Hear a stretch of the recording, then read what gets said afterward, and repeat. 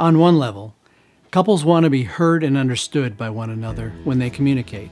But on a more basic level, they only want one thing: to not feel alone at the end of the process.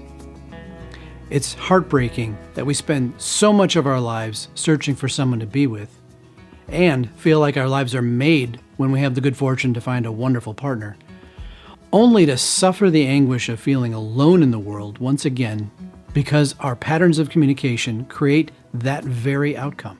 I'm Dr. Brent Mruz. As a clinical psychologist specializing in helping relationships for the past 26 years, I have learned that the heart of most communication breakdowns between couples is the lack of awareness that our communication style itself is often responsible for fostering disconnection.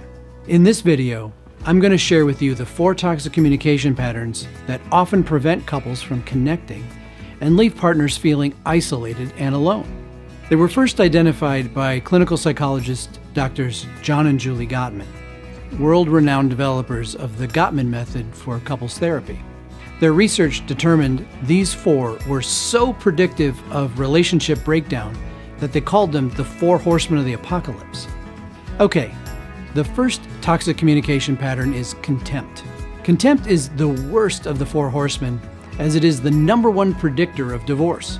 It is an expression of arrogance and superiority that conveys the other as worthless and beneath consideration.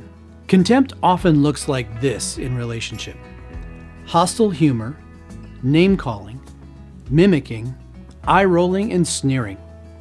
The effect leaves the person feeling devalued and hated.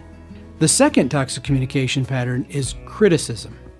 Criticism is an expression of blame that attacks a person's character rather than a complaint about a specific behavior or action. Criticism often looks like this in a relationship: when you or your partner may say, "You always do this," or "You never do that," and so on. The key to recognizing criticism is that it is an attack on one's worth. It leaves the person on the receiving end feeling attacked, rejected, and hurt.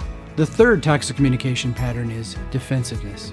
Defensiveness is a self-protection response in reaction to perceived unfair treatment, or a form of not taking responsibility in the face of a fair complaint.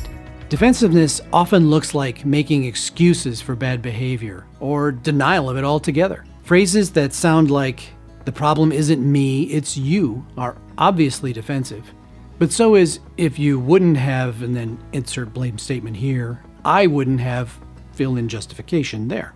The effect is invalidating to the speaker and often results in escalation of the conflict. The fourth toxic communication pattern is stonewalling.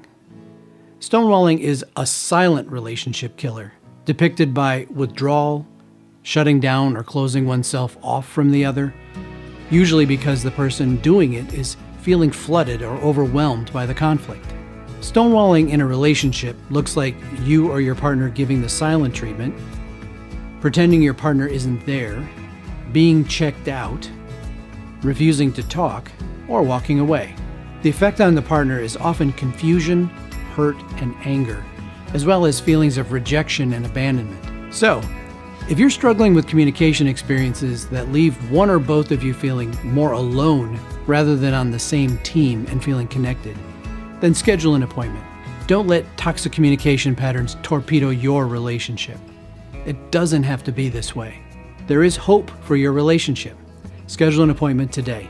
We can help.